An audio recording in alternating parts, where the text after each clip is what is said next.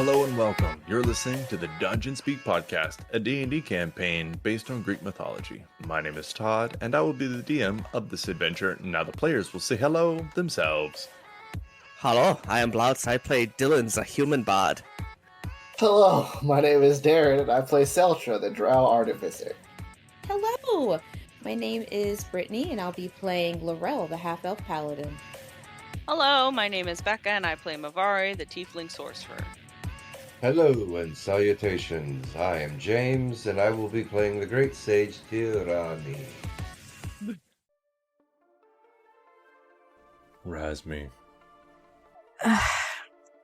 Razmi hears her name and slowly blinks her eyes open. Her body ached, and she slowly looked around.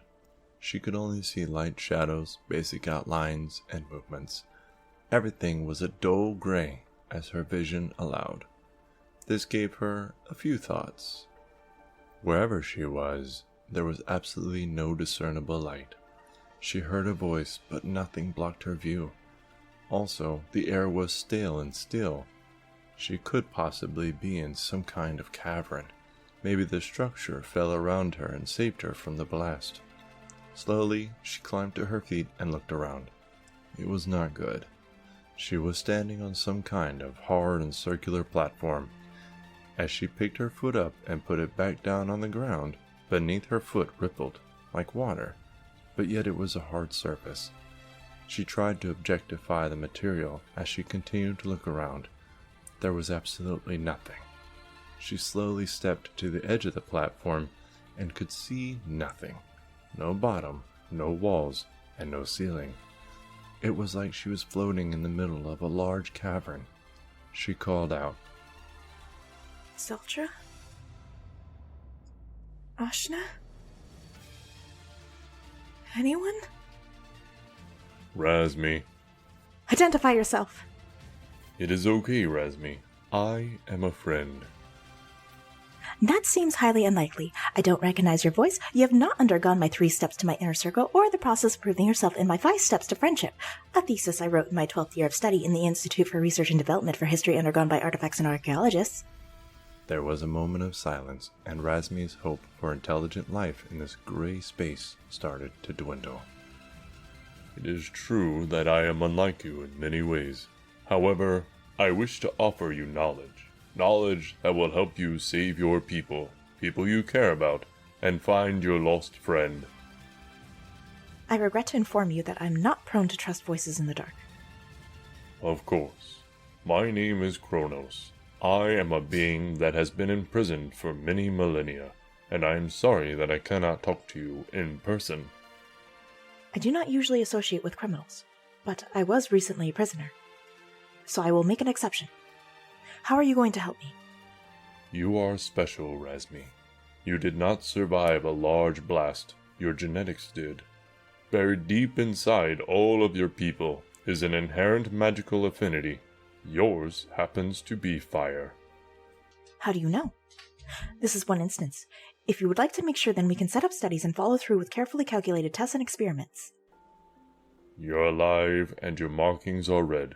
That is the color of fire. My eyes are green. Does that mean I can grow grass? Because there were a lot of barren areas around. Razmi, this is important, and I need your help. Your people need your help. Seltra needs your help. At the mention of Seltra, Razmi's eyes drop and she sighs. I do not even know you. You are a strange voice in the dark. I know. I am not asking you to free me. I am asking you to learn. Through learning, you will stop countless people from being enslaved, and you will find and help Seltra find his way home. I do not mean to sound blatantly ungrateful, but why don't you do this to him and give him directions home?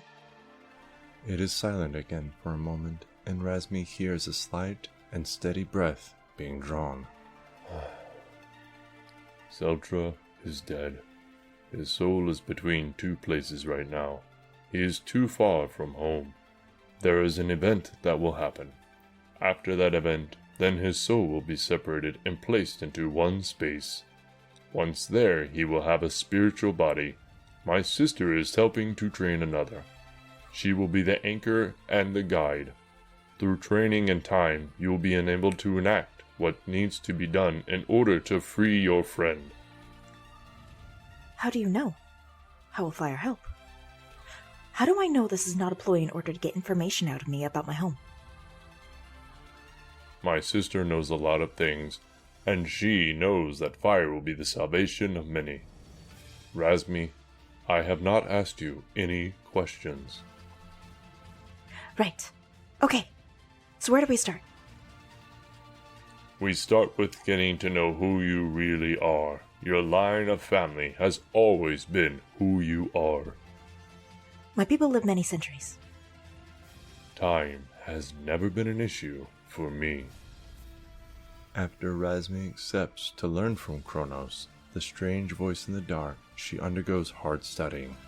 She is used to studying, researching, taking notes, and acting on certain knowledge. However, the studying she does in this empty space is more physically exerting. She trains her body to be strained. She strains her body to bring to bear the natural magic deep within her, and she trains to think tactically under pressure. After what feels like years of studying, she is trying to form a shape of fire, a shape that can give her a hand when she needs it. She is unable to form anything solid, and fireballs start exploding around her.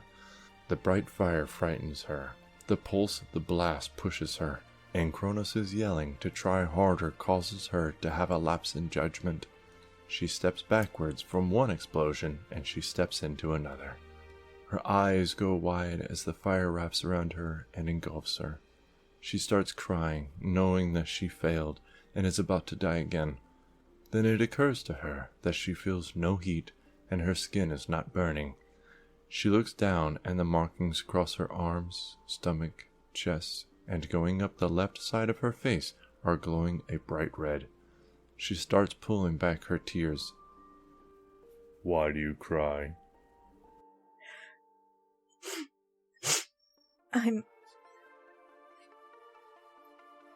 I'm afraid of failing. As long as you are saving those you care about, then you will never be considered failing. Razmi smiles, narrows her eyes, and she thrusts her hand outwards as a ball of fire starts to form a shape. Sometime later, Kronos tells Razmi that it is time to wake up. Travel across the plains of Serul and to the beachside village that is known for the silk farms. Once there, find Sildra, help her, guide her, and defend her like the future depends on it. What is so special about here? That will be told in due time. When will I see you? When you free Seltra. Okay. Time to go fight a war. With that, Razmi wakes up. She is parched, hungry, covered in dust and small bits of rubble, and her clothes are torn and burned. She stands and starts dusting herself off, and then heads out the door of the structure. After exiting, she sees no signs of life. The camp is gone, the prisoners are gone, and hopefully, the captors are dead. She starts walking in a random direction. Then she looks at the sun, guesses the time of day, and finds south. She gets a few steps outside the city when she spots a deer. She uses fire to form a hand to grip the deer and bring it near. As it draws near, floating in the grasp of the hand, it cooks. Once it gets to her, it is decently well done deer. She pulls out an old and rusty dagger and starts cutting into it. A snapped twig jerks her attention to the south, and she sees an old man and a young boy, both of them looking disheveled, dirty, and the old man has a poorly made bow. Both parties just stare at each other for a moment. Got any water? The boy slowly nods and holds it up and walks towards her with wide eyes. Would you like some meat? The boy nods a little quicker this time and licks his lips. The father starts to speak, but instead rushes up with his bow drawn to be next to his son. It is okay. I mean you no harm. I was with the group that was here excavating before the explosion that brought down the giant structure. The man looks at her confused. That is impossible. Unlikely, but explain. That was 30 years ago. Shit. Razmi spent some time with the two before camping for the night. The next morning she bid them farewell, left the rest of the deer with them, and started off in the direction of the plains of Serul.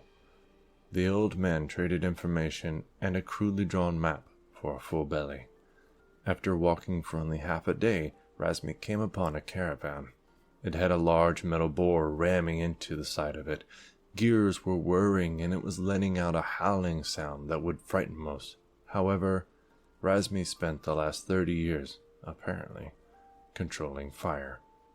Razmi thrusts out her hand and fire lights down her arm as the boar is caught into fiery emulation.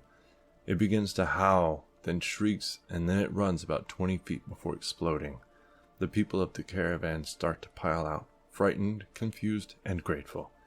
They ask how they could possibly repay someone as powerful as her. Razmi smiles. I wouldn't say no to a ride. Razmi spends the next month playing guard to innocent farmers and fishermen. They are all on their way to the coast to make a better life. Razmi, poring over the fallout of being unconscious for 30 years, answers any questions with vague responses. Once the caravan arrives, Razmi departs from them.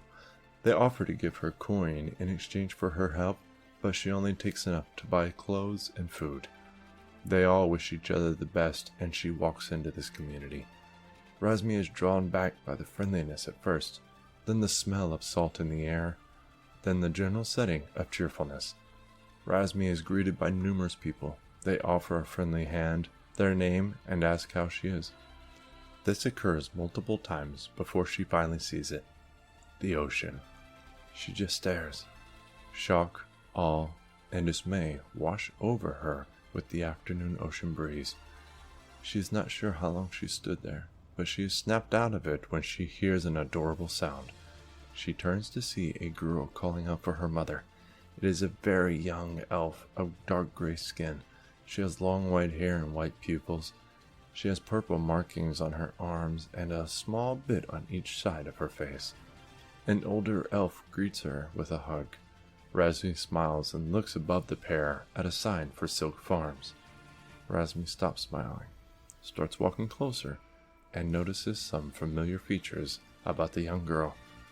Then she sees a sign next to the farm identifier. It reads, "In loving memory of Seltra, beloved son and brother."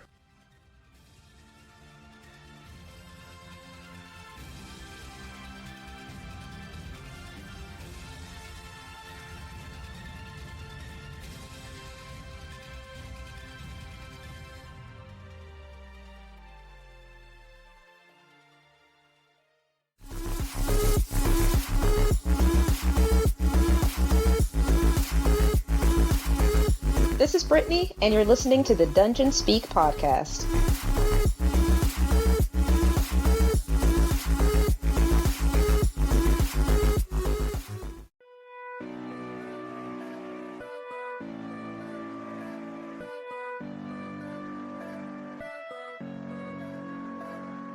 Does anybody have anything they want to do before you'll wake up the next day? Anything at all? Usual gear maintenance. Alrighty. Any cardio that anybody wants to do? Nah.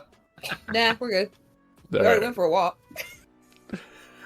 I mean, with the jokes going on in the chat, there was somebody else who might have gotten some cardio in.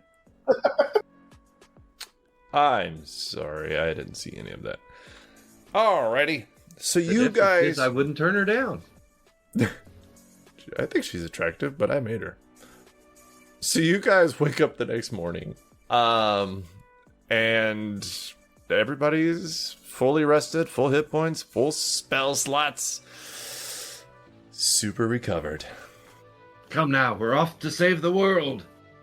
Yeah, what, the world? I thought we were just saving, One this kingdom. Oh, this demon thing ain't on just this continent. I'm sure I it's thought- fine. I'm sure it's fine. I'm sure it's fine. Let's Says go! the people getting ready to leave. I was under the impression this was just the kingdom. Oh no! Start sweating. All right. So you guys pop out. And Tyr, you're a pretty magical fucker. A little bit.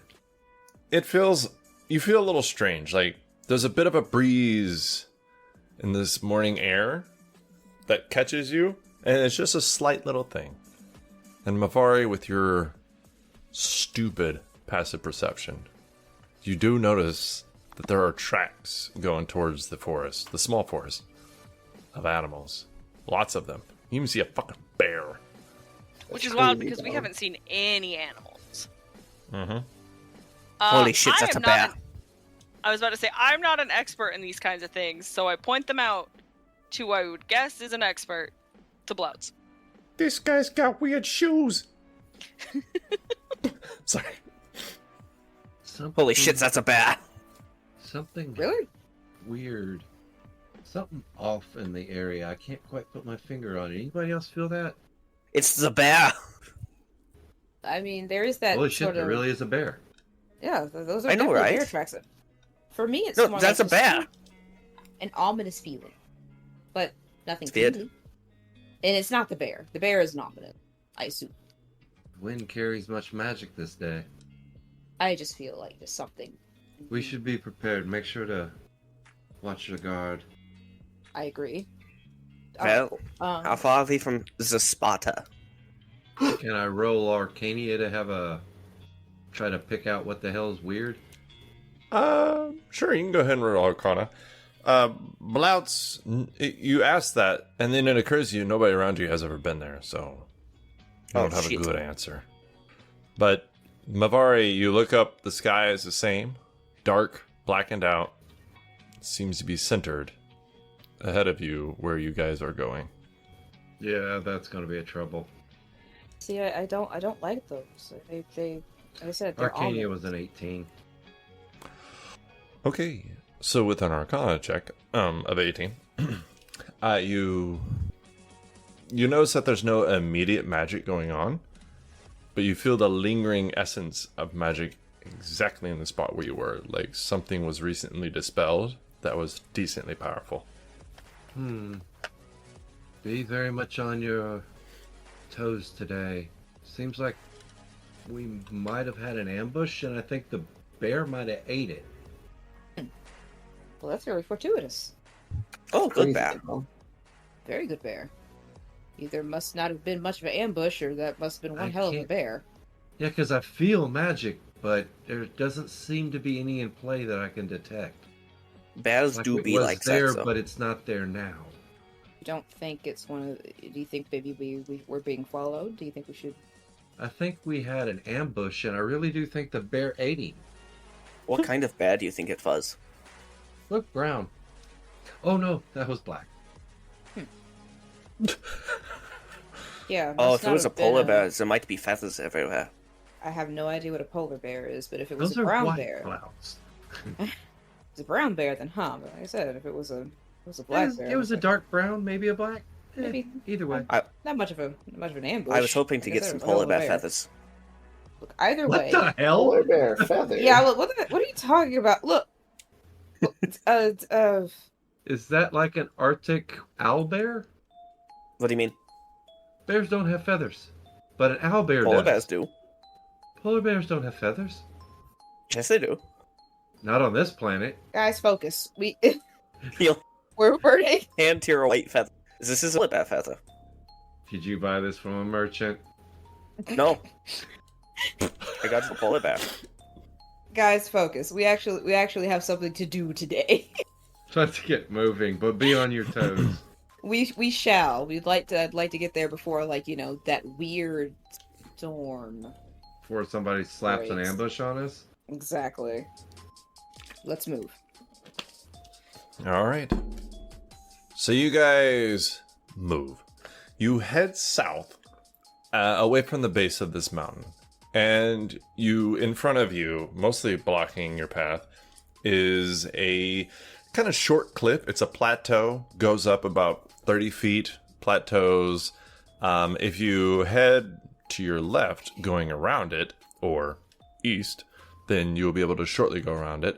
And if you do that, it's probably takes you about an hour to get around it. But once you do, you finally see civilization in front of you. And at this point, if you would please refer to Roll20.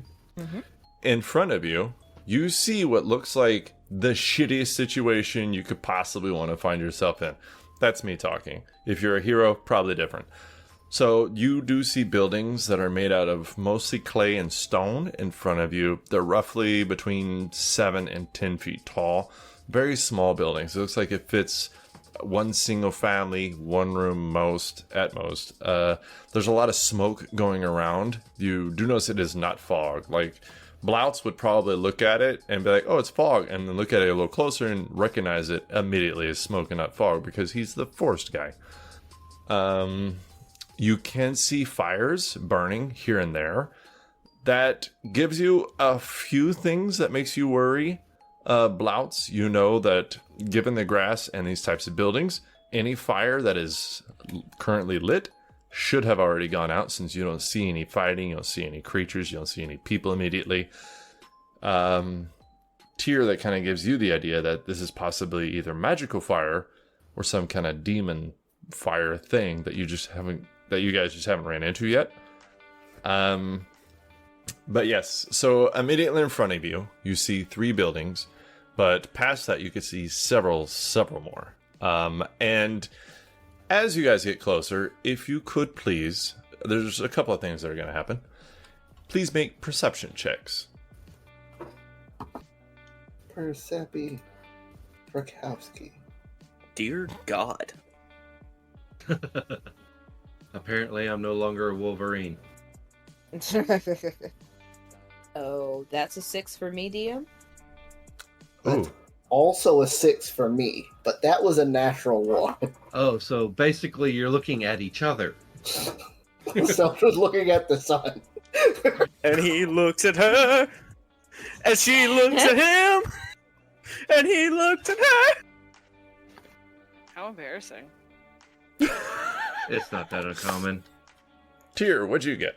17. Blouts. 26. And Mavari. I got a 23 with a natural 20.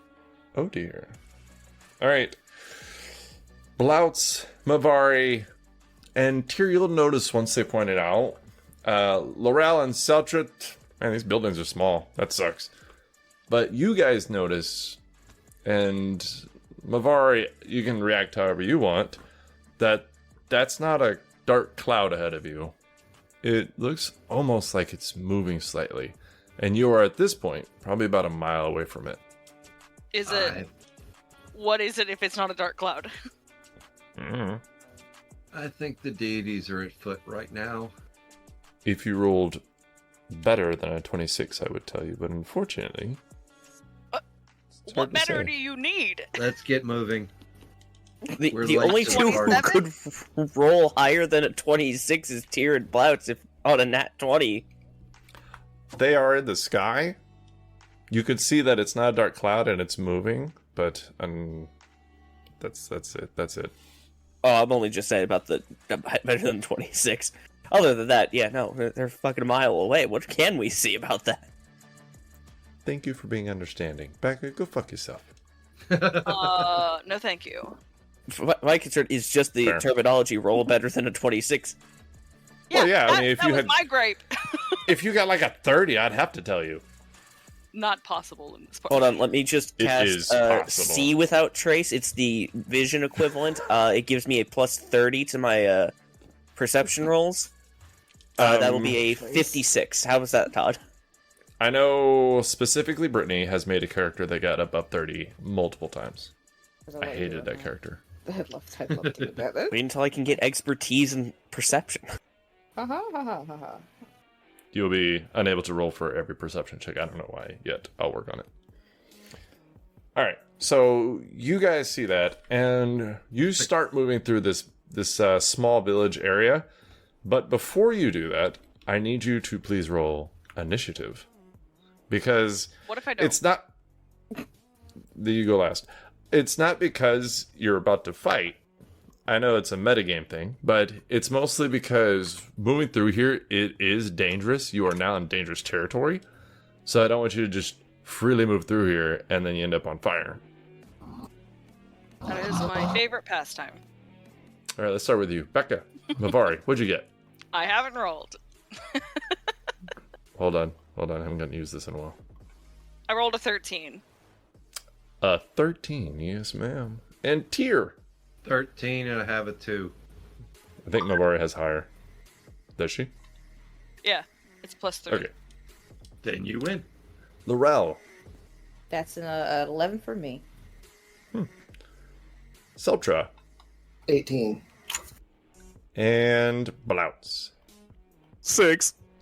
Ooh. Oh, wow. Now that's All right. embarrassing. I'm the dexterous one. Wait. There we go. No shit, right? All right. So Seltra, you guys don't have to go exactly. You can hold your turn and just kind of be like, well, I want to move at the same time. Like, let's pretend that Seltra wanted to walk behind Laurel because she's a tank. He could be like, I want to stay behind Laurel and go after her. I'd be like, okay. And he could watch her fuzzy butt. I believe are you half elf right now or werewolf? Elf, half elf. I have no reason to be a werewolf right now. Also in full plate, not nothing against her form. And just I'm just watching it's like watching a cookie. You seem to sheet. find great interest in metal. It's like watching a cookie sheet. I'm not really getting much out of it. I'm sorry. Wow. The thought is really funny. All right, D&D for you people. All right, Seltra, you go first. Do you want to do anything? Do you want to move up? Do you want a perception? Do you want to check? Do you want to detect? What do you want to do? I want to look around and see. You said this place looks disheveled. Yes. So it looks like there have been fights going on. There are fires spattered all over the place. You can see to your left there is, and my bad for leaving this out, there is a river running parallel to this village and to you guys heading south as you move around this little plateau. But it looks like the plateau almost provides like a wall and funnel between this river and the plateau for this village. But you did hear, I don't remember by who, that Sparta uses the mountains around it as kind of natural walls and protection. Let's see. Might have been Ayla. So if it looks like this place has been in combat, and it looks like we might be going into a place that has seen some damage, as a precaution, I am going to cast... Oh, what is this last? Okay. I am going to cast Warding Bond and give a ring to Laurel. Warding Bond gives creates a connection between myself and a target of my choosing. They gain, as long as they are within 60 feet of me, they gain +1 to their AC and all saving throws and have resistance to all damage. Nice. Problem is, whatever damage they take, I take it too. Oof. I remember Full that. strategy. Let's see how this plays out. Because I'm using this bow, that's why I'm doing that, because this way we're both not getting hit. All right. Do you want to move up into the cluster of buildings, or do you want to wait for somebody with more armor? I will wait for Laurel to move forward, because Fair enough. there's no point in me casting this spell and then getting punched in the mouth. Mavari. Mavari, what would you like to do? So If anything. with my perception check that I made, we can see that shit's on fire. Yes. Okay. The fire gives you that clue. Yeah. I'm gonna move Can you see just it? a little bit to right about here where over by Blouts, I've moved away from being next to Tyr and Laurel, and I've moved a little closer to what looks like a river. Do the buildings look on fire, or is it the ground around us looks like it's on fire? Okay, so I can't actually see your vision stuff. I don't know how to do that. But can you see the fire between the buildings? I can see the smoke. I can only see vision about 60 feet. So. Oh. Okay. You can't see the source of the fire yet, but you can see like flickerings of it reflecting off buildings in front of you, to your left. Okay, so I'm not looking. It has the fire spread further, or is it just looks like it's just forward, like further out? It looks like it's further out. Okay. You can't really see yet if it's spreading, but since these buildings in front of you aren't on fire, that's a good sign. Okay, that's what I was trying to understand. Yes, ma'am. How thick is the smoke? It's pretty thick. You feel like standing directly in it would slightly obscure your vision. Would there be anything, like smelling it, or like is it so thick that we would cough if we inhaled too much? Too much, yes. Breathing normally, just light and shallow normal breaths, you'll be just fine. But if you're in there swinging weapons or something like, I don't know, Bloods of Laurel, then you might have issues. Okay. Got it. What do I want to do? This information. Build a boat and go down the river. We do have a boat. We do have a boat. No, I'm going to hold my turn. I just wanted to get a little closer to the river if be. Just wait for like Blouts and Laurel to move up. Okay. Tyr, you're somehow before everybody else. What would you like to do? I'll move up to look over the area and determine, because we got a lake in front of us, or a river in front of us too, so that'll be hard going for some people in plate. To check ahead if there might be a bridge, or what's the situation of the city here as we go to move forward. It looks like there's a lot of smoke, and you don't see any people or hear any people.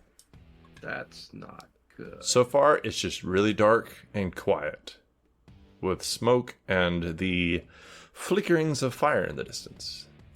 And the river is still. Well, Blouts, why don't you take a haste, and I will hold from there. So you're hasting Blouts. We kind of need to get moving. And where there's smoke, right. There's fire. Usually. Well, I hope it's true. I really don't. Oh, you don't know that song? You know, they say where there's smoke, there's fire. Well, I hope. Never mind. All right. Laurel, it is your turn. I will move. So somebody's gonna make the first move. So I'm going to move forward about a good 20 feet. Yeah, about 20 feet ahead. And I'm going to wait for Blouts to move any further, because I'm not trying to run up and, immediately get roundhouse kicked by something that I can't see. So, and I'm holding an action. If a demon, devil, monster comes within hitting range, I will strike. Yes, ma'am. I will let them know. All right. God, I hope I'm sorry, that's the end of my turn. Alrighty. Razmi is just going to step up behind Blouts and Genielle and Mavari and just kind of talk softly to herself, and you're going to see a shimmer go around her as she mage armors up. Blouts, it is your turn. Red Bull. Oh boy, I'm really fast now. He's going to first. He's going to stroll on up. He's jittering because of haste. He walks up, the 15 feet instead of 20 for him, because he was in front of Laurel at the time, beside Laurel, and he's going to place a hand on her shoulder. And he's going to cast for the first time protection from energy, fire. Ooh. For the duration, the willing creature you touch has resistance to one damage type of your choice: acid, cold, fire, thunder, or lightning. Nice. Is she willing? Yeah. You didn't say anything. I mean, she doesn't know what you're doing. I mean, I assume that, that he's going to... Are you willing, Laurel? Yeah. Insight check. No, it's fine. So, Laurel, I'm kidding. Laurel, you have resistance to fire. A red dragon spirit wraps its wings around you protectively, and a small spectral red dragon is hugging you, basically. Nice. Keeping you safe from and fire. Steady and warm. So, you have protection from energy, fire. That was my action. I have a hasted action and bonus action. I'm going to step a little bit forward. Just make sure. Going closer to a building. And can I use my hasted action or bonus action to do a perception check? That is a very good question. No. No? No, the action has to be attack, dash, disengage, hide, or use object. Okay. I just wanted to check with you. What's your passive perception? 17. Okay. So he kind of just steps forward, holds his sword and shield up. Bonus action, he'll call out its command word just to light it afire. Because might as well add more fire to this mess. Yeah, as you step up to these buildings, kind of in between them, you can see to your left there is a bit of a thicker smoke cloud there. It is very dark. In front of you, kind of to your right, you should be able to start seeing fire? Question mark? I do in fact see fire, yes. Hey! So he does witness that. Yes. So he'll hold here, keeping an eye out, and Geniel will move up beside him with his 40 feet, so the dragons are up, ready to go. Okie dokie. That'll be turn. Alrighty. Oh man, I thought this thing would count rounds. Balls.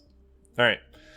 So, as we go into the next round, that super dark area, as you guys stand there for a second, Mr. Bloutz and Geniel, you see that behind you, as you kind of step up, Laurel, you see like this black cloud form behind Bloutz and Geniel all of a sudden. And it looks strange, and you're looking at it, and then you kind of make out the figure of it, as it looks like it's starting to move, you almost see a claw and arm that is coming down on Geniel. Does a 25 hit Geniel? Yeah, his AC is only 18. Okay. So he is going to take... shit, let me get my calculator. He's going to take 43 points of psychic damage as this creature comes up and forms behind it and comes down on him with like this kind of black cloud, foggy form. And you just hear like this heavy breathing as opposed to a natural roar or something you might have heard in other ones. Horrendous. Yikes. That is almost all of his health. Yes. Blah, blah, blah, blah. Alright, and then it's stuck there because I don't know how to read stat blocks. Nope. Well, I guess he could move away. Yeah, it's not as... Yeah, because there's a bunch of people behind him. So, after he does that, he is going to just kind of float through Geniel and back towards the dark clouds.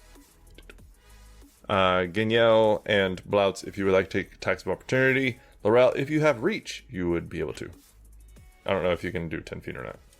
I unfortunately cannot. 14 for for Bloutz, and then let me just check the goodest boys attack bonus. It's only a +7. A 25 for Geniel. Those actually both hit. Alright, so I did call out that he did activate his sword's flames last turn, so on his bonus action. So Bloutz's sword for some reason glitched out for a second. They take 10 points of slashing, magical, and 3 points of fire. Alrighty. You notice that as your sword is going through this creature that's almost see-through, the fire doesn't seem to connect real well. And then they take 7 points of piercing and 5 points of lightning from Genielle. Alrighty. Kind of the same thing with the lightning. As the lightning strikes, it seems to hit the ground through it instead of it. That's fun. Yes. Alrighty. Next, it is Seltra's turn. Seltra, you saw this thing kind of appear or materialize behind Blotz and Genielle, swing down at Genielle, and then float through it, trying to run away. Or running away. Whoops. Let me see. I just realized that he probably got one more attack, and he definitely did, but it's fine. Let's see. I forgot to bring up the dodge action that Genielle takes every turn, so... Yeah, it would have hit anyways. I rolled 25, not 24. Morale. And myself. Let me see. I'll move closer. I am going to step forward to about... Let's see. Dynamic writing. To move a little bit closer to Laurel. At an angle behind Laurel. Let's see. I'll make sure I can move there. I should be able to. Alright, that is all of my movement to get to where I am. So I am 30 feet from Bloutz, about 10 feet from Laurel. I am going to cast Aid on myself, Bloutz, and Laurel. So all of our maximum hit points go up by 5. Did I say in front of, or did I say... No. So all of our max hit points go. Mine, Laurel's, and Bloutz's hit points go. Maximum goes up by 5. That's gonna come in handy. And then for my bonus action, I will have LFD walk over. Hold on, let me see if we can make it to Bloutz, because LFD can deflect attacks. All right, yeah. LFD's gonna run up next to Bloutz. So if he gets attacked again, he can impose disadvantage for at least one of them. Mm-hmm. And that will be my turn. Alrighty. Next up is Mavari. Mavari, what would you like to do? I am going to... I can still reach the river if need be. Mavari looks back at poor Razvi because she doesn't really want to leave her there, but she's going to move forward past Seltra over this way towards like what looks to be like a hill, so she can get a better view on to see if she can find that smoke-like creature and have a better eye on like Bloutz and Genielle. You can, in fact, see it. I can see it? Just barely. Okay. That's good then. It looks like it was retreating into the black smoke. Okay. I'm going to cast Sacred Flame onto it if it could make a dexterity saving throw. Oh, it most certainly can, madam. Okay. Oh, shit. Hold on, let me see if it gets advantage. Oh, it's not good. All the other demons get advantage? Come on. That's a 7 total? Yeah, that definitely does not make it. The DC was a 16. I feel like we were almost there. Yeah, just almost. Oh, shit. Let me roll damage.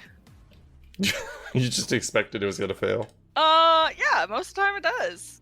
Nice. Dex is an easy thing to beat. It is actually a dexterous creature. It just didn't roll very well. That is 11 points of radiant damage.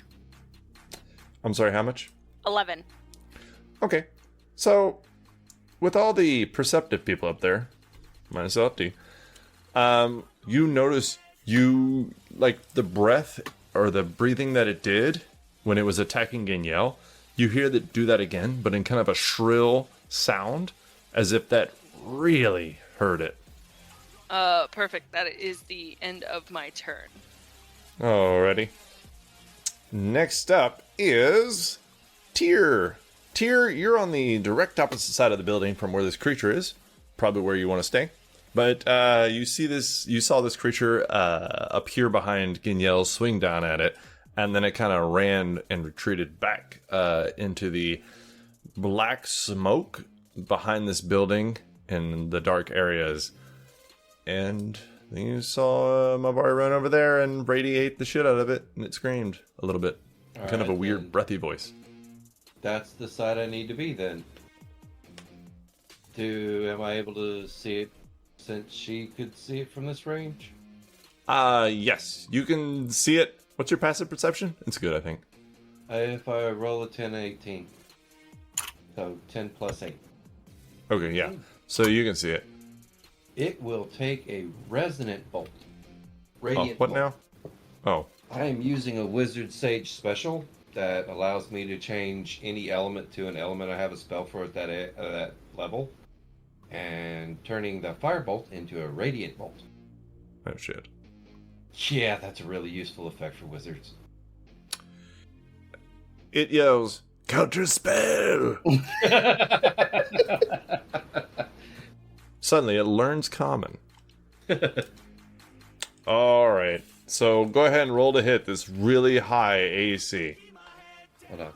I am looking up my ads for this particular type. Okay.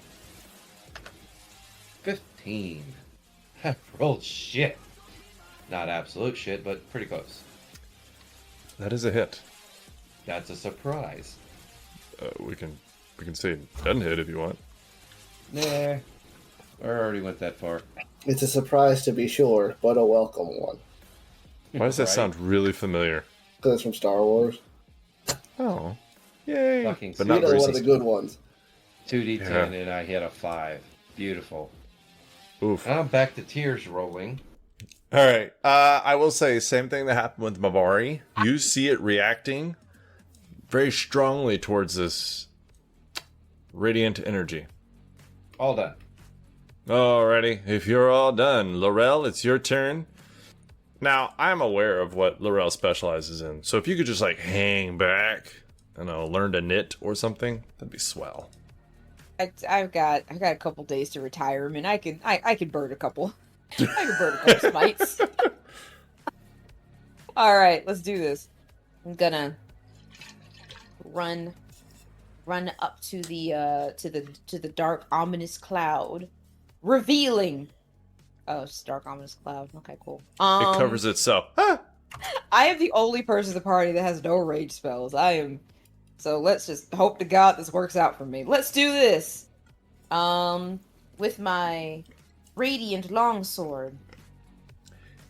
Yeah, so whenever you run up there into the thick of the smoke, like I told Mavari earlier, you feel like it's a little wet on your lungs. It's not hurting, it's not heavy, but you feel like if you were here for a prolonged period of time or doing something very exerting, then it would probably affect you. But otherwise, it's a little harder to see, but you're fine at the moment. Still can't be that. That still doesn't sound like it's very fun to breathe in, though. That's a 25 and a 17 to hit DM.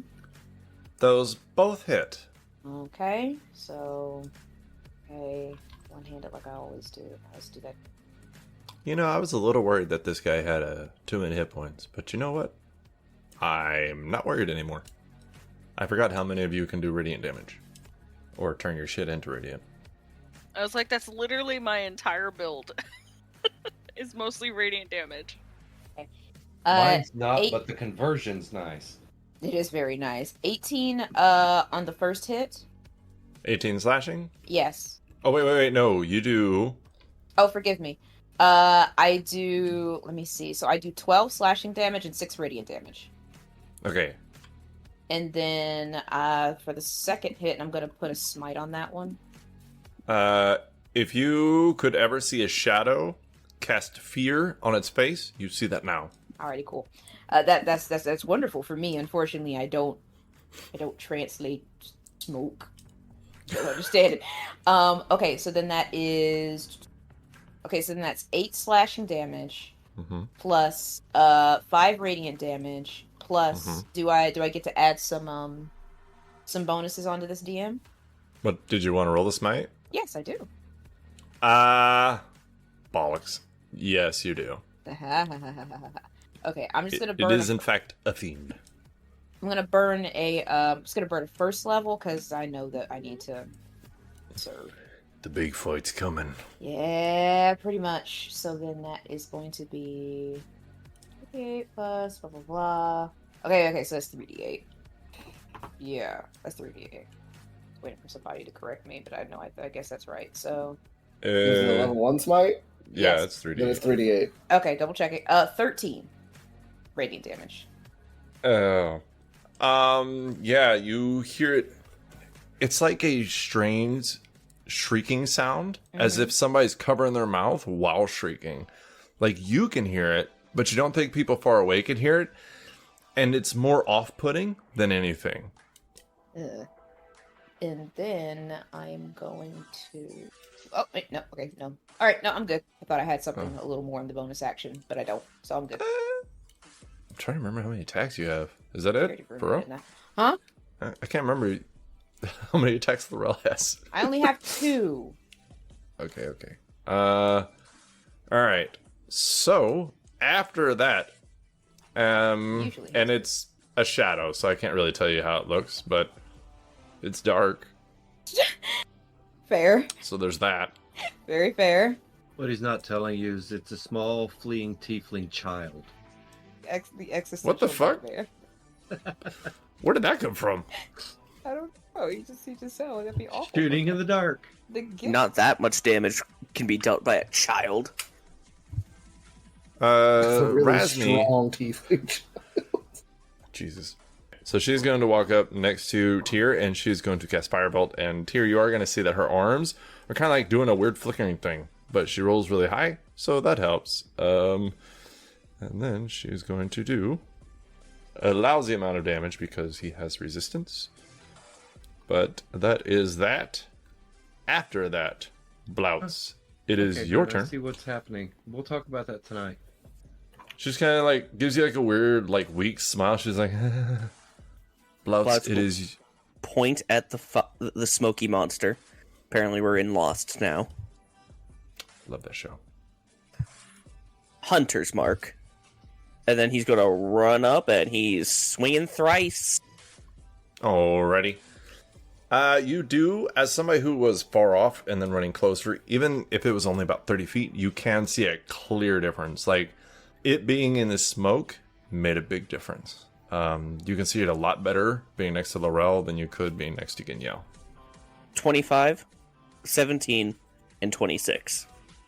Why are you rolling so high against the guy with low AC? Like, what the fuck? To spite you, I guess? Fair enough. They all hit. The first hit's going to be 15 points of slashing, 8 points of fire. The second hit's going to be a beautiful 17 points of slashing, 12 points of fire. The third As you go to swing with the third hit, it seems to evaporate and disappear into the black smoke as it just evaporates. And he stabs into the ground after it. Yeah, you hear that kind of like weird muffled shrill sound that Laurel heard, and then just nothing. It's dark. All you hear is the breathing of Laurel next to you. But that sucked. Yeah, but let's not dawdle. I know that some of these spells have a time limit. We need to make the most of it. And the final thing he'll do is move a bit more forward. And then Ginyel would run after him. Alright. So running up, or moving up, you can see a bit of trees along the bank here of this river as it winds down.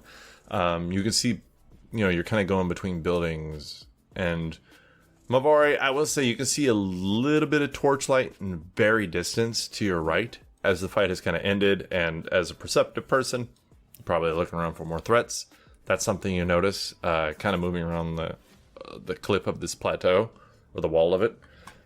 But Blouse, you do see between the buildings, there seems to be a large amount of fire. But Seltra, it is your turn. The threat seems to be on the GM layer, so you're safe now. What would you like to do? I will advance to behind, like just around Laurel. I don't want to go too far. I'll have LFD kind of whoop whoop whoop whoop over here next to Genielle. I don't think I have anything that'll really help in this situation. I don't want to go too far because I don't want to get hit. You'll be fine. And let's see. I don't have the ability to cast spells through a familiar, so I won't do that. Oh, wait, no, I can. You can cast spells with the range of touch. I will have Randall go up to Blouts, and I'll cast Cure Wounds on him. Not at second level, because I only got one more of those. So you're going to get a first full health. Oh, you are? I thought you were still hurt. Never mind, I won't do that. No, Danielle was. Ah. I was debating whether to say anything. I was like, I don't know. But Seltra did see Genielle get hit. Nearly bodied. Well, it wasn't a physical hit. It was the arm moved down and then kind of just went through Genielle, and then Genielle felt it, but there are no actual scratch marks. All right, well, then I will have Randall stay with me. Well, no, you can still heal him. It's just that's how it manifests. Is it doesn't leave behind physical marks. Like it's all psychic damage. No offense to Genielle, but I don't want to blow a spell slot on something we could summon back. Oh yeah, no, he can be summoned back as a first level spell at full health, so technically I have a free summon of him. I have so much regret for not doing that second hit. I will, Seltra will just, I have an action. Okay, yeah. So Seltra will keep his bow ready, and if another smoke monster appears, he'll shoot it. Alrighty. Mavari, what do you want to do?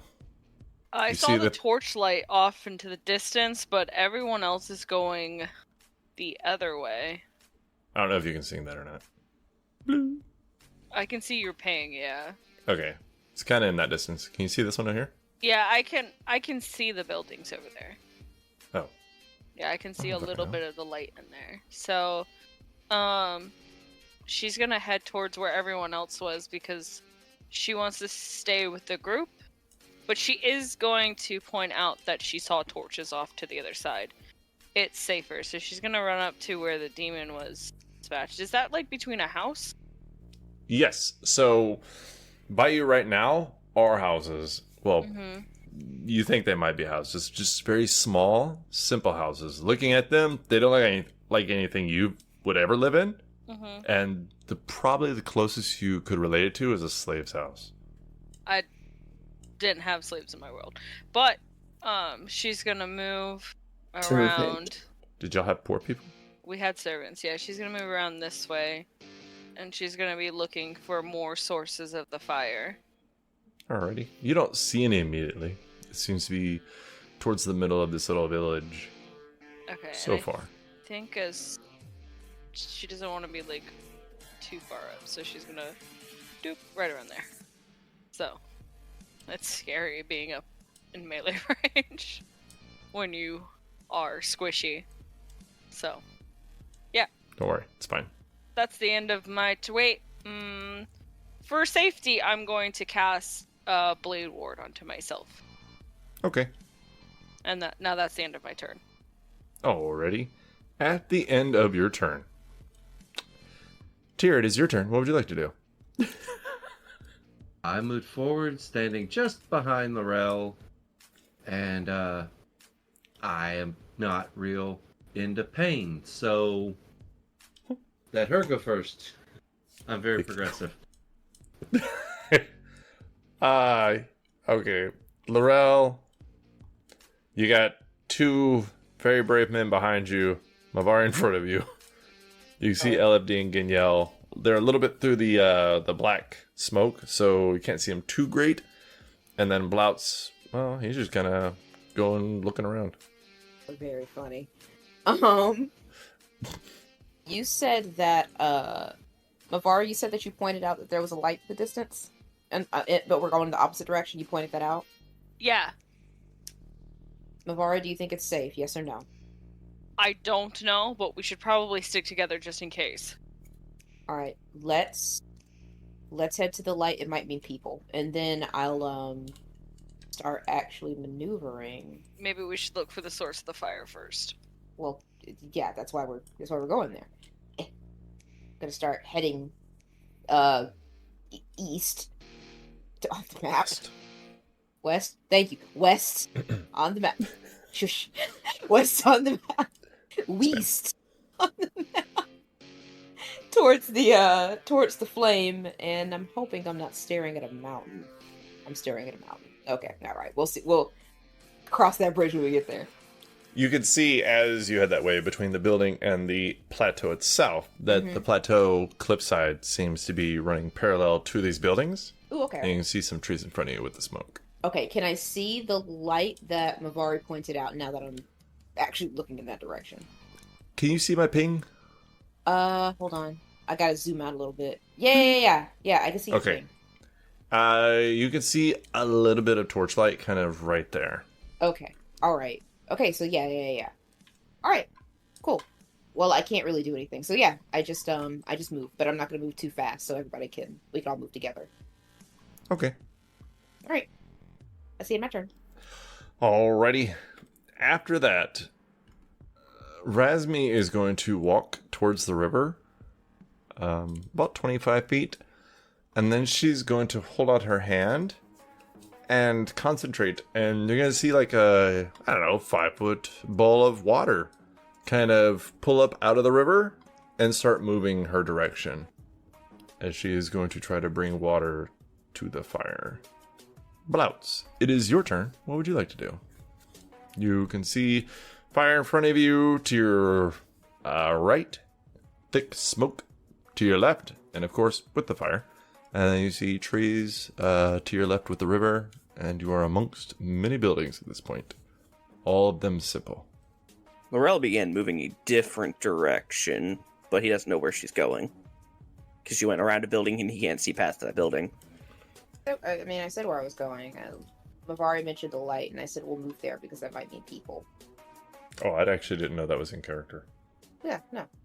I mean, I wanted to let people know. I mean, why would I just immediately change direction without explaining myself? Yeah, no. You're a paladin amongst demons. You don't have to say shit. Well, yeah, but I'm also a paladin amongst friends who need to know what I'm doing. It's like a truck driver getting stuck in traffic. It's fine. Well, if she did say it out loud, then yeah, he would actually go back and start following that way. So that was... Yeah. Don't forget you are hasted.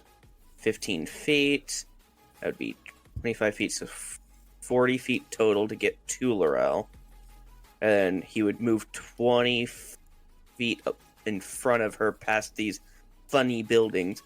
I guess 15 feet would be fine. All right. And Genielle would fly back over towards him again, so he would make it right behind him. And then Blouts and Genielle would both take the dodge action to keep moving forward. All right. Taking up a frontward position so that everyone can stay behind the two tanky people. Yeah, and you can see the same thing as her. Fire to your south, in between all the buildings. Black smoke in front of you. Cliff plateau wall to your right. And you can see kind of the torchlight in the distance. Actually, you have that devil sight shit, right? Yeah. So you can actually see, I think. Let me measure you real quick. Yeah, so you can actually see there's a building. Yeah, the building over this way. Yeah. To the east. Yes, to the a gentleman's east, or west as we call it. See here, you two. You can actually see the makings of a building, and it does not look like fire or battle has touched it. From what you can see so far, that's it. All right. After that, all good, homie. Seltra, it is your turn. Let's see. Everybody goes that way. I don't want to leave the squishies behind, even though myself am not exactly the strong theist, especially with this spell going on. 5, 10, 15, 20. I will go behind Laurel, where I can still see what Mavari, Razmi, and Tyr are up to, and I will have the bow at the ready. But I don't want to go too far, because I don't want to get, smacked in the mouth. And I'll have LFD stand between Mavari and Tyr, so if anything goes after them, he can knock it out of the way. That is fair. Okay. Or, eat the damage and blow up so they don't have to. And then I'll just if I see another smoke monster thingy, I'll hold my action to shoot it. Done. Mavari, what do you want to do? I see everyone else going that way, but I'm not going to. I'm gonna move closer again. Can I see that fire now? I don't know. Can you? I can see the fire. Yes, you can see fire.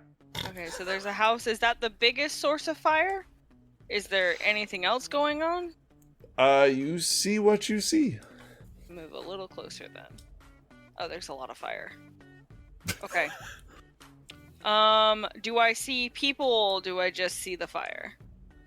Would you like to make a perception check? I would like to make a perception check. I'm not good at them, but I'm gonna. 14!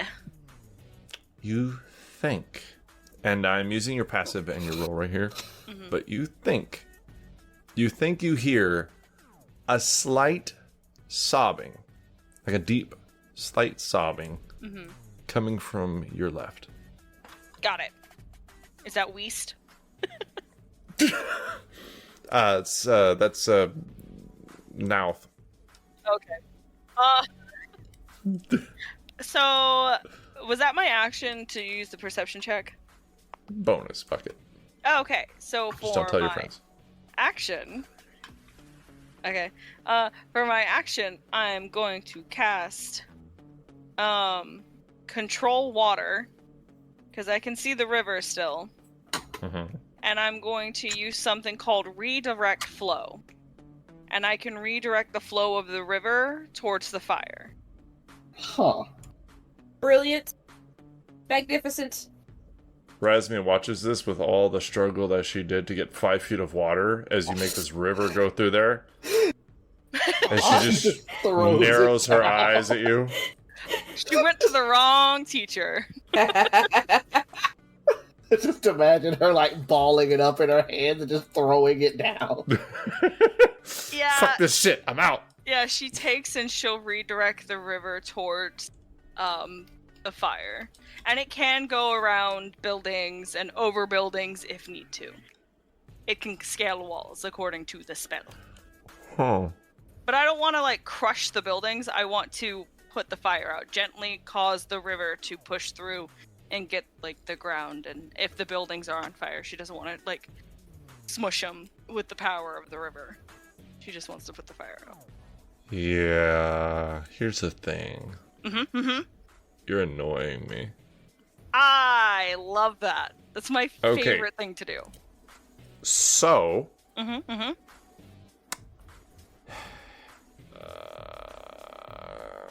All right, are you looking at Roll20? I am. Okay. So a little bit south of you and to the east, about right here, where the river moves through, you see it actually looks like it parts a little bit as it goes through there. And a little bit about your west, by about 20 feet, you see it kind of does the same thing. And the fire takes a little bit more effort than you think it should, but the river would be able to eventually put it out. It might take, that's not going to take all day or anything, but just a little bit more than normal. Okay, so since I saw the river part around what looks to be nothing, Mavari is going to yell help and see how quickly the party retreats back to help her. Where is Mavari? They don't know. That's the thing. They'd have to find her. God, they know where they left her. She's over here. They know where they left her. So, but yeah, she yells help. And that is the end of my turn. All right. Next it is Tyr. Tyr, you see exactly what Mabari's doing. All she did was yell help, so I can't really give you more than that. So the bending was out of space? Because I was just about to cast Shape Water to help her with that. You weren't looking exactly at it. Like, she would have been as the caster itself. So I can't give it to you for free, like, with her. Yeah, I don't think you can control or use Shape Water if I'm controlling the river. Well, there's more river. Oh, right. I don't know if that's how it works. It just makes sense to me. It controls any and all water, but yeah, you're controlling that. So I could use it to have a greater effect with it in spreading it out as it leaves your control, but that would have to be accepted, I assume. Okay.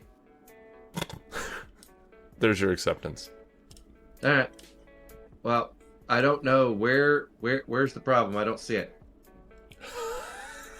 I'm sorry. So Tyr walks in front of Bombari to be between all of these buildings and closer to the fire. And you're wanting to do what? Just kind of help her put out the fire? Cast Shape Water to shape it for better distribution. Because a lot of times you use a lot of stuff, you have little control over it. But if you have fine control, which Shape Water will allow me to do, it allow me to help her get greater effect out of it. Or at least that was my thought process. No, I have this weird image in my head of two people like snaking and whipping around this stream of water. Trying this two people to hold on to a water village fire hose. Yeah, sort of. It's strange, but okay. So you are helping her fling around this water to better put out the fire. But when she said help, all right, where I don't see a problem. I mean, that is fair. So you're helping her, as far as you know, for what she did. Laurel, it is your turn. You got Ginyel, Blautz, and Seltra. I mean, Seltra's like right on you, though, so you probably know about him. Okay, well, when Bavari shouts help, like, immediately Laurel is just like, oh my god, oh no. I look behind and I don't see where Bavari is. I'm like, oh no! So, I am going to... How am I going to approach this? I'm going to tell Seltra and Blautz, like, Mavari is in trouble, and then I'm going to... Let's see... Because I guess I can go where I last left her, which would be here. Like, I get like around the corner of this building where LFD is. So I'm gonna use my 30 movement to run to LFD and see if I can see her. And then... I can see her, correct? Yeah, to your right around the corner of the building, you see her. Okay, cool. And then I'm going to actually use the rest of my action. Like, I see her, like, putting out the fire. And then I'm going to run to her side. And I'm like, Mavari, what is it? What's wrong? Mavari is going to point towards the... Well, not point, because she can't. Her hands are busy. But she's going to, like, motion and be like, look for the discrepancies in the water. I look very confused. Discrepancies in the water as I'm watching you, like, shoot water at the fire? It's not like she's shooting water. Just think of, like, the river has been, changed from it's going down... The path it's following has been shifted towards the town. Oh, okay. So you should be able to... Mavari was able to see some things where the water bend around it. That's what she's... it's like water displacement? I mean, there is a limit to it. Invisible? There is a limit to it, but it's a large limit. So you're not to being restricted yet. Okay, cool. Okay, you say look for discrepancies in the water? Yeah, I don't have a lot of time to respond. That's what I said. Yeah, I'm just gonna be like, I'm just gonna look confused. Just look at the water, like. Do you want to use a bonus action and do a perception check? I shall do that because I have no idea what the heck she's talking about. All right, perception. Look for discrepancies. It's water. I don't. Looks like water to me, boss. Ooh, okay, dirty 20. You see a discrepancy in the damn water. Ooh.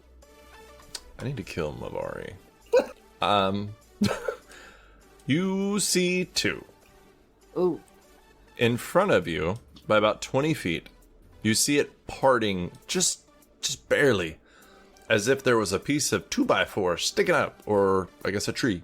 And it seems to be going around it. Like, it's not a lot, just barely. Mm-hmm. And then you could see two tiers right, or west, by about 10 feet. It seems to be doing the same thing.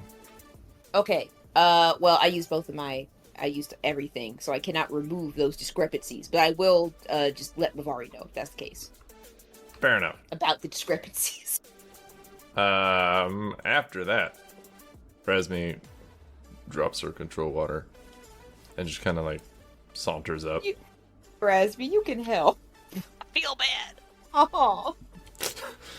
She like holds up a firebolt in her hand and holds it, waiting for something. She's like, I got it.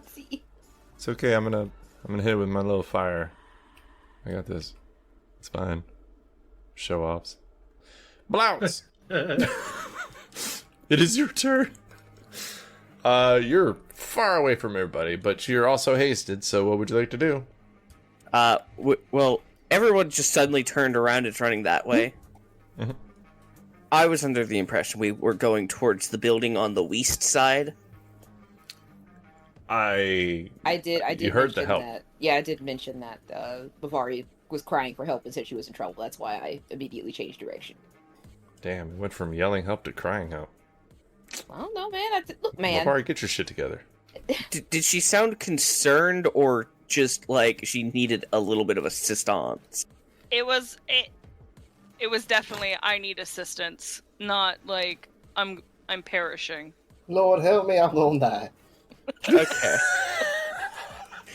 Didn't matter, Laurel. Help is help. He has good enough insight to notice that difference. Mm-hmm. How far away is that building? He could make it to the building using his hasted action to dash. But the everyone's undamaged lit building. Yeah, that's what's confused. So, yeah, he's going to hasted action dash, bonus action tell Ganyel to get a move on to come with him, and he's going to run across this like cliff side and go straight towards the window to the right of the building as he approaches it. And with him and Ganyel peeking through, does he see anything inside the building? He does. He sees an altar, a sacrificial altar. He sees a podium, statues. It looks like a place of religious significance. You can tell that right off. But further details, you'll need to do a bit more than peeking in the window. Cult bullshit. Peeking in the blinders. Can he interact and open the window? Is the window openable? Yeah, I guess. Okay. Use his normal action to open the window, and I guess he'll just... Can he climb through it with his last 20 feet? Or 40 feet of movement, technically, because he dashed? Alrighty. As you get inside, you do see... It looks a little tossed inside. Like somebody has been in here and did some shit. But at the same time, the braziers are lit, torches are lit, and it looks undamaged. There's no blood in here. There's no dead people. The statue that's in front of you, in front of this window, behind the altar, it looks to be intact completely. What does the statue look like? It looks like a woman who is wearing a simple tunic, and she has a branch with leaves on it in her hand, but no weapon and no armor. Sounds familiar. He doesn't care. Fair and enough. I guess he'll just bunker down there, end his turn. Stranger, Alrighty. I have to ask. Anybody we've met on the battlefield? Trying to remember Blouts. Blouts. Hold on, Todd needs a moment. Yes. Oh. No? I remember something about branches. Okay, so Blouse recognizes the face, not the branch, but he recognizes the tunic and the face.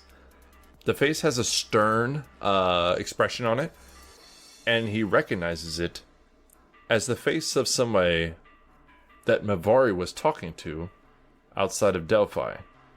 A brief conversation. Outside of Delphi? Yeah, I'm going to leave you with that and move on. Okay. Seltra, it is your turn. Everybody left. I saw which way they ran. Mm-hmm. I was in front of Laurel, so I would have to... Let me see. They all went this direction? Because the shadow's covering them up? Oh. Yeah. I wish I could... How do you see as the players? Is that a thing? Yes, actually. Oh, well, how? Click on... Oh, never mind. You'd have to... It would have to restart you as seeing as the players. You don't want to do that. No. Fuck it. Alright. Where are the discrepancies? Where's the leak, man?